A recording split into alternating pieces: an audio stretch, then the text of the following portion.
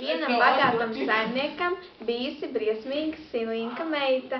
Visi to zinājuši, tādēļ tai nav gadījies neviens precinieks. Reiz tomēr viens puisis iebrauc pārliecināties.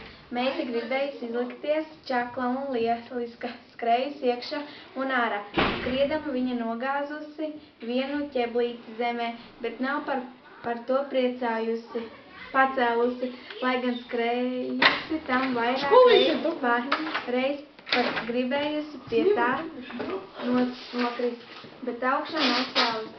Tad nākusi kalpone, tā tūliņ pacēlus ķebli, kad redzējusi apgāzušo,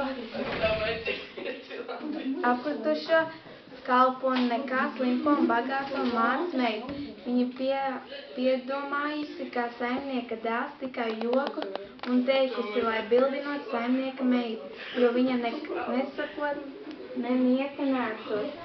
Puisis teica, ka viņam vajagos čaklas saimnieks, nevis bagāts liekēts, un tā puisis apprecējis kalponi.